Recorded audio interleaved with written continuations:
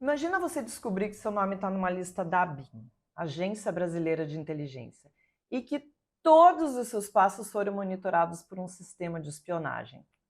Pensa bem. Desde outubro do ano passado, sabe-se que isso aconteceu de verdade, com muita gente. Políticos, jornalistas, advogados, ministros do STF. O ministro Alexandre de Moraes teve acesso a um documento que mostra 33 mil acessos num sistema de monitoramento. Desses, 1.800 pessoas foram rastreadas pela Polícia Federal durante o governo Jair Bolsonaro. De quem mais, né, gente? Hoje a Polícia Federal colocou na rua mais uma fase da Operação Última Milha. E um dos alvos é um queridinho do ex-presidente Jair Bolsonaro. O Alexandre Ramagem é um conhecido da maioria de nós aqui que acompanha a política. Ele foi chefe da BIM, elegeu-se deputado federal e é a aposta bolsonarista para a Prefeitura do Rio. Olha que maravilha. Pobre Rio de Janeiro. Como chefe da BIM, ele é apontado como responsável pela arapongagem clandestina que espionou centenas de pessoas. Eu vou falar para vocês, eu espero não ter sido uma delas. Eu não sei se eu contei para vocês, em março de 2021 eu recebi algumas ameaças por causa de um artigo que eu escrevi na Folha sobre o Bolsonaro. Bem, eu escrevi vários, mas especificamente dessa vez, isso foi mais complicado. Olha, eu já recebi inúmeras ameaças nos últimos anos, mas as dessa época me fizeram ficar uns 2 meses sem sair de casa sozinha. Eu não saía de casa sozinha, deixei de fazer um monte de coisa. E uma das razões foi porque as pessoas que estavam me ameaçando tinham todas as minhas informações. Veja, eram dados que só poderiam aparecer por meio de uma fonte como o banco de dados da Receita Federal, por exemplo. Eu estou contando isso porque não me espanta, mas nem um pouco, que o governo Bolsonaro tenha tido agentes públicos agindo fora da lei. O monitoramento feito pela BIM não é só grave, é muito grave. Mais do que grave, é ilegal. Rastrear a movimentação de cidadãos, interceptar telefonemas, hackear dados. Isso é coisa de governos autoritários. Não é exagero chamar isso de um escândalo, é um grande escândalo, porque a gente não vivia nada parecido desde o final da ditadura militar. Não aconteceu nesses últimos anos nada parecido com isso desde lá.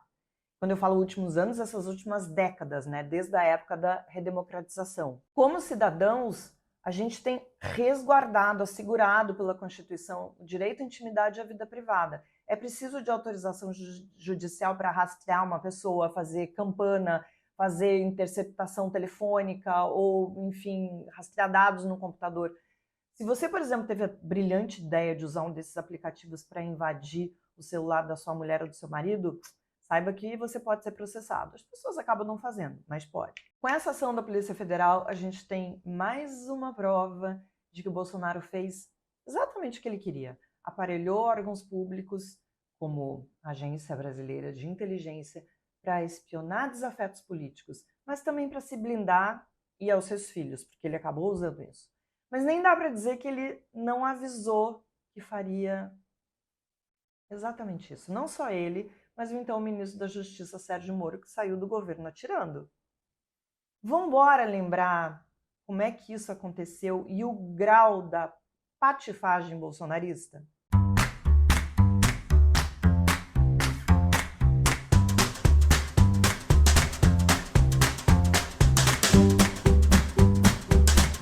Vocês devem se lembrar da famosa reunião no Palácio do Planalto, na qual o então presidente Jair Bolsonaro usou aquele linguajar próprio de boteco, vai. Quer dizer, nem os pés sujos que eu frequento, as pessoas não falam desse jeito.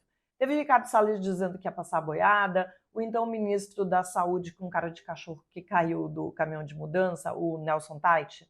Lembram dele? Não ficou, deve ter ficado um mês no governo. A Damares dizendo que ia pedir a prisão de prefeitos e de governadores, o Weintraub defendendo que os ministros do STF deveriam estar presos. E teve o Bolsonaro xingando o governador de São Paulo, João Dória, de bosta, o Wilson Witson do Rio de estrume.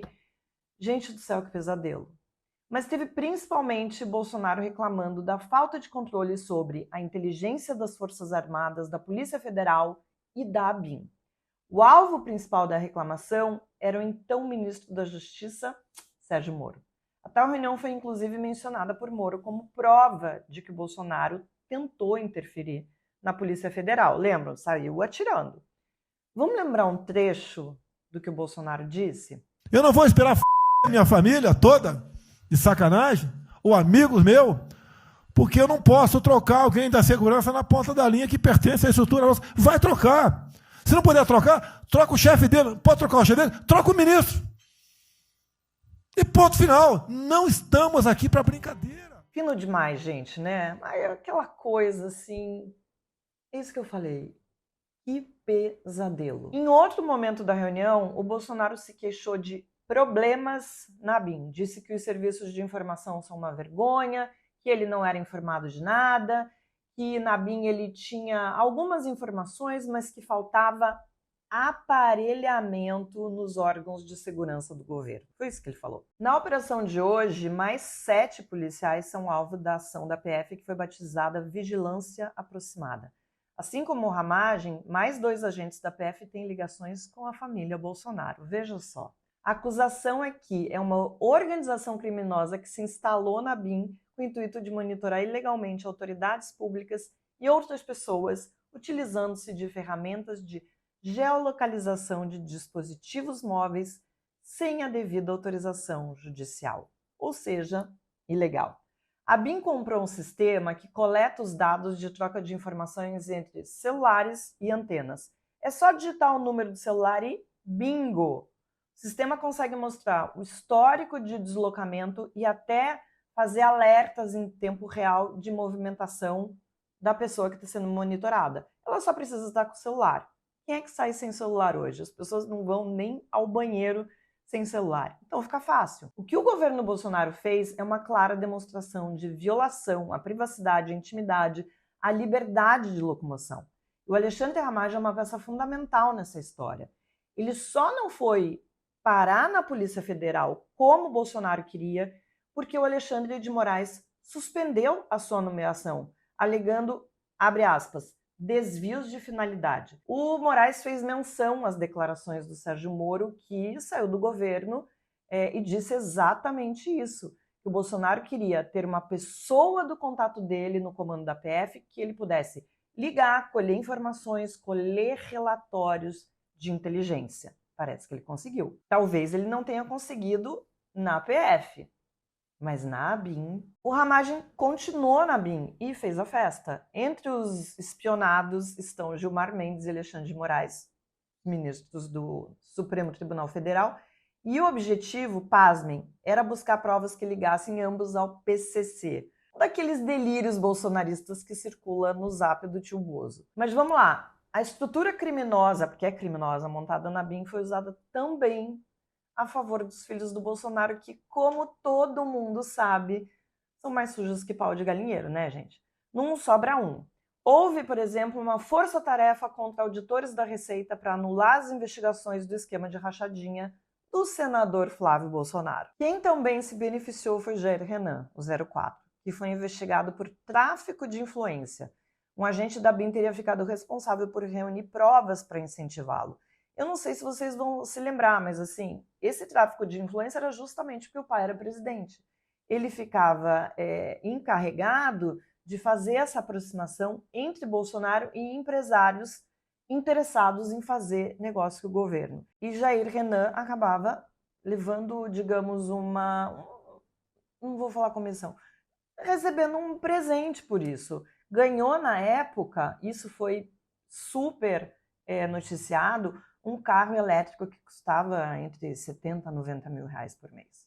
Nada mal, né? Eu fico imaginando a decepção da inteligência do governo Bolsonaro ao ver o dia a dia de um jornalista. Sério, o que aquelas pessoas acham que a gente fazia?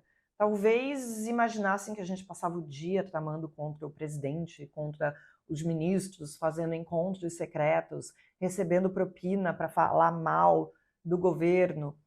Essa galera talvez não tenha sido apresentado o Instagram, uma ferramenta muito usada no século XXI, na qual as pessoas postam até o que comem.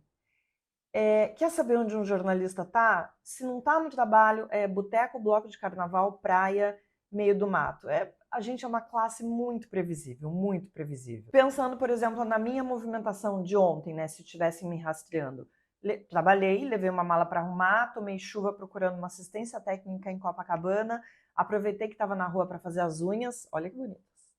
Tomei um sorvete, comprei terra para mudar uma planta de vaso, voltei para casa, perdi umas 2 horas procurando uma peruca de anime para o carnaval que já está aí e assisti Assassino da Lua das Flores, que está concorrendo ao Oscar. É longo pra caramba, mas vale, viu?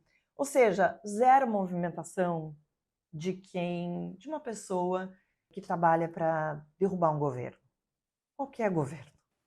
Você conhece os cursos do meio? São cursos rápidos e práticos com professores e temas escolhidos com os mesmos critérios que usamos para escolher nossas pautas e entrevistados. Nosso intensivão de política é uma ótima maneira para você experimentar. Ele reúne os cursos de Israel e Palestina, ideologias brasileiras e o fim da Nova República em um pacote com 18 aulas e 5 encontros gravados por um preço super especial. Se você é assinante premium do meio, ganha 20% de desconto e pode assistir às 3 aulas inaugurais dos cursos gratuitamente antes de adquiri-los.